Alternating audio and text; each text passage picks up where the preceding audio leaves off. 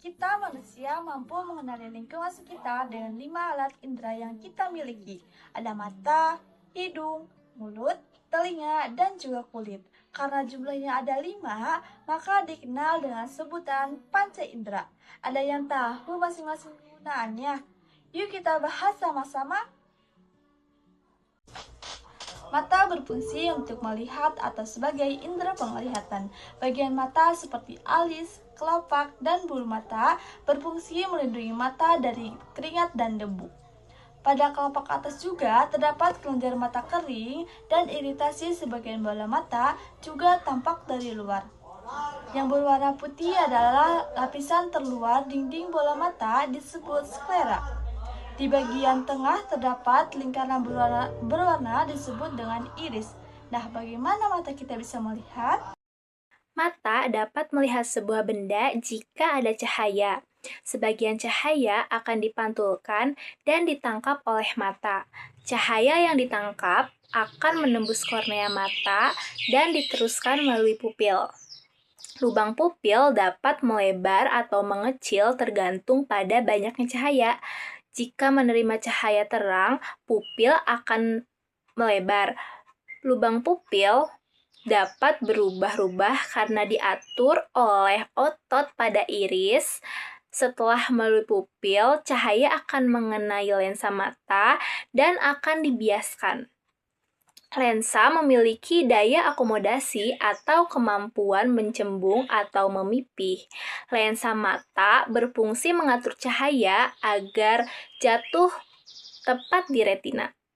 Rangsangan cahaya yang jatuh di retina kemudian akan dikirim ke otak melalui saraf. Otak akan mengolahnya agar mata kita dapat melihat benda. Hidung berfungsi untuk mencium benda.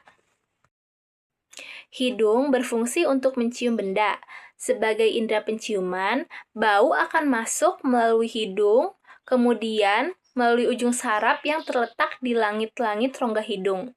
Rangsangan bau akan dikirim ke otak untuk diolah agar hidung kita dapat mencium bau. Lidah. Lidah berfungsi untuk mengecap rasa atau sebagai indera pengecap. Lidah ada di dalam rongga mulut. Pada permukaan lidah terdapat tonjolan-tonjolan yang disebut dengan papila. Setiap papila memiliki kumpulan kuncup pengecap. Dalam kuncup pengecap terdapat ujung-ujung saraf yang dapat menerima rangsangan rasa makanan. Rangsangan tersebut kemudian dikirim ke otak. Lidah kita dapat mengenali berbagai rasa seperti manis, pahit, asam, dan asin. Lalu apakah benar bahwa lidah memiliki zona rasa seperti ini? Menurut analisis terbaru, sebagian ini tidak dapat dikatakan dengan tepat, karena semua bagian lidah mengenali bagian rasa. Lalu bagaimana dengan rasa pedas? Pedas bukan termasuk jenis rasa. Pedas adalah sensasi panas dan terbakar yang timbul karena lidah mengalami iritasi. Telinga.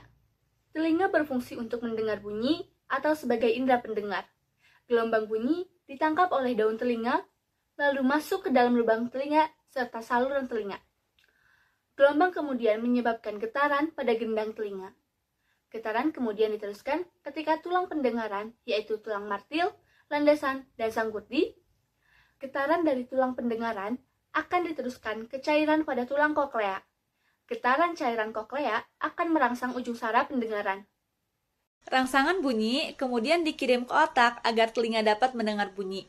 Tekanan di dalam dan luar telinga dijaga agar tetap seimbang oleh saluran eustasius. Saluran eustasius biasanya tertutup dan hanya terbuka saat kita menguap, mengunyah, dan menelan makanan. Telinga ternyata bukan sebagai alat pendengaran saja, tetapi juga alat keseimbangan. Bagian yang berperan adalah saluran tengah lingkaran. Selanjutnya itu kulit. Kulit berfungsi sebagai indera peraba. Seluruh tubuh kita dilapisi oleh kulit. Kulit dapat mendeteksi adanya rangsangan panas, dingin, tekanan, dan sentuhan. Pada lapisan kulit terdapat ujung saraf yang dapat mengirim rangsangan ke otak. Setelah belajar tentang panca indera, kita pantas bersyukur ya atas anugerah panca indera yang kita punyai. Salah satu cara bersyukur adalah dengan menggunakan panca indera untuk kegiatan yang positif, misalnya membaca buku dan menyimak pelajaran.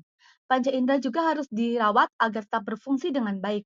Contohnya, jangan terlalu lama bermain ponsel dan makan makanan yang kaya vitamin A untuk menjaga kesehatan mata. Atau hindari kebiasaan mendengarkan musik yang terlalu kencang untuk menjaga kesehatan telinga.